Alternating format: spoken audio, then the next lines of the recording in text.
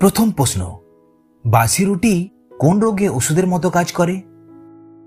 উত্তরটি হল উচ্চ রক্তচাপ নিয়ন্ত্রণে থাকে। রক্তচাপ রোগীদের জন্য বাসি রুটি খাওয়া খুবই উপকারী। সকালে ঠান্ডা দুধের সঙ্গে বাসি রুটি খেলে উচ্চ রক্তচাপ সহজেই নিয়ন্ত্রণে রাখা যায়। এছাড়া পেটের সমস্যা, কোষ্ঠকাঠিন্য, সুগার, ডায়াবেটিস, এমনকি অ্যাসিডিটিতে ভুগছেন এমন ব্যক্তিরাও বাসি রুটি খেলে উপকার পেতে পারেন। পরের প্রশ্ন, ভাতের সাথে অতিরিক্ত মাত্রায় কাঁচা লবণ খেলে কোন রোগ হয়? উত্তরটি হল উচ্চ রক্তচাপ, হৃৎপিণ্ড ও কিডনির সমস্যা দেখা দিতে পারে।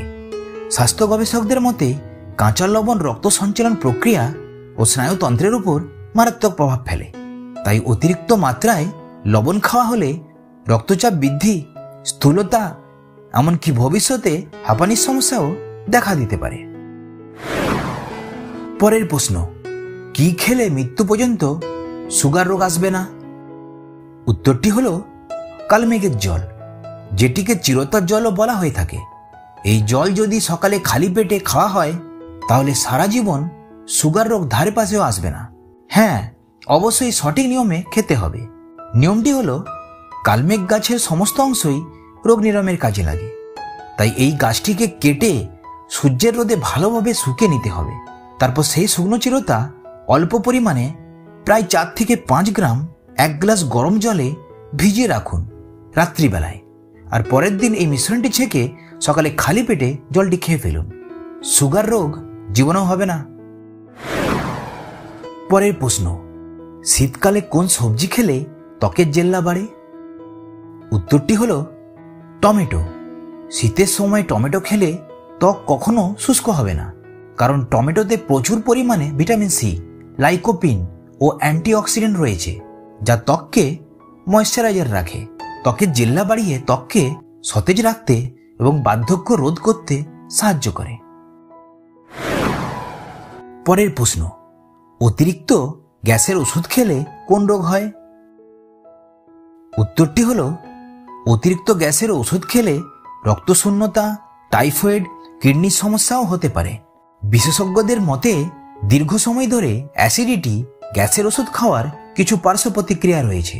তাদের মতে যারা দীর্ঘ সময় ধরে অনবরত গ্যাসের ওষুধ খাচ্ছেন তাদের টাইফয়েড, রক্তশূন্যতা, হাড় ক্ষয়, এমনকি কিডনির সমস্যাও হতে পারে। ফলে রোজ রোজ গ্যাসের ওষুধ খাওয়া থেকে বিরত থাকুন। পরের প্রশ্ন, কোন ফল ভাতে দিলে ভাত ঝরঝরে হয়? উত্তরটি হল লেবু। যদি আপনি ভাত রান্নার সময় লেবুর রস বা একটি লেবু কেটে ভাতে দিয়ে থাকেন তাহলে ভাত তো ঝরঝরে হবেই, সঙ্গে লেবুর একটা সুন্দর সুগন্ধও পাওয়া যাবে। লেবুতে থাকা সাইট্রিক অ্যাসিড চালগুলিকে একে অপরের গায়ে লাগতে দেয় না, এতে ভাত একেবারে ঝরঝরে হয়ে থাকে। পরের প্রশ্ন, কোন ভিটামিনের অভাবে ঘন ঘন রোগ হয়? উত্তরটি হল ভিটামিন ডি।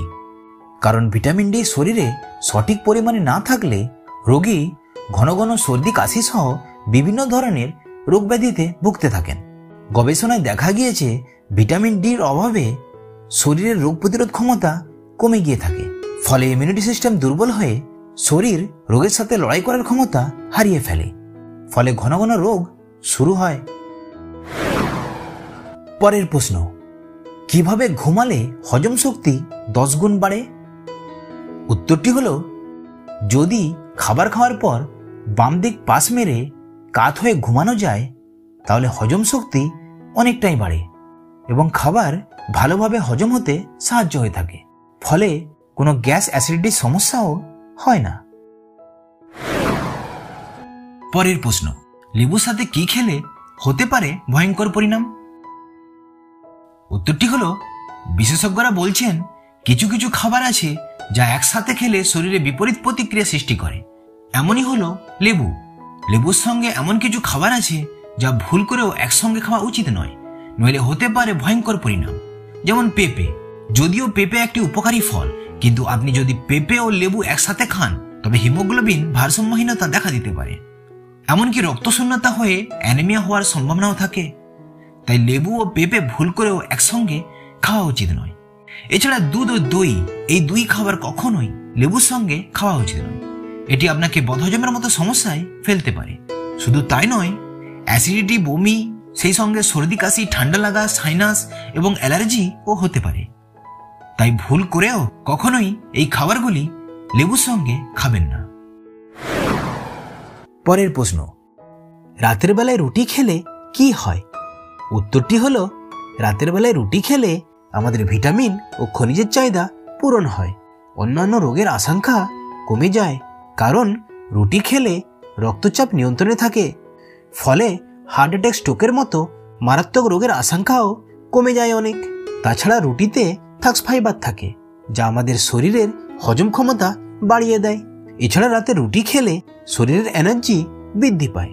গবেষণায় দেখা গেছে, রাতের বেলায় রুটি খেলে শরীরে শক্তির মাত্রা চোখে পড়ার মতো বৃদ্ধি পায়।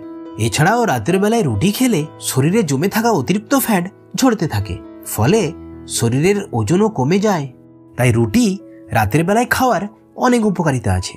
আর সেই সঙ্গে রুটি খাওয়ার কিছু অপকারিতাও আছে, যা অনেক মানুষের দেহে রুটির প্রতিক্রিয়া খুব খারাপ হয়ে থাকে। কিন্তু তা সকল মানুষের হয় না, কারণ রুটি সবার শরীরে সমান প্রতিক্রিয়া দেখায় না। হৃদরোগ বিশেষজ্ঞদের মতে রাতে রুটি খেলে ত্বক কুঁচকে যেতে পারে ও ত্বকে বলিরেখাও দেখা দিতে পারে। তাছাড়া মাথার চুল পড়ে যাওয়ার মতো সম্ভাবনাও থাকে।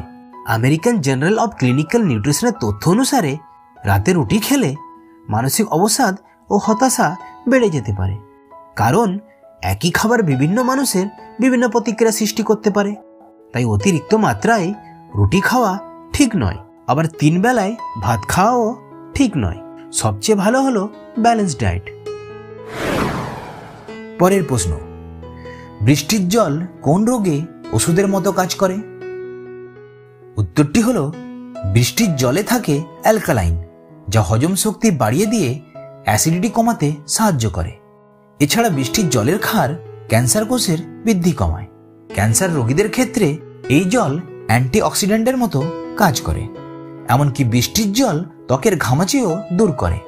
চুল ওঠা, সময়ের আগে চুল পাকা বন্ধ করতে বৃষ্টির জল দারুণ উপকারী, কারণ এই জলে প্রচুর পরিমাণে ভিটামিন B12 থাকে, যা চুল ওঠা, চুল পাকা, খুশকি, ত্বকের সৌন্দর্যের জন্য দারুণ উপকারী হয়ে থাকে। পরের প্রশ্ন, কি খেলে পেটের সমস্ত অতিরিক্ত গ্যাস 1 মিনিটে বের হয়? উত্তরটি হলো রসুন।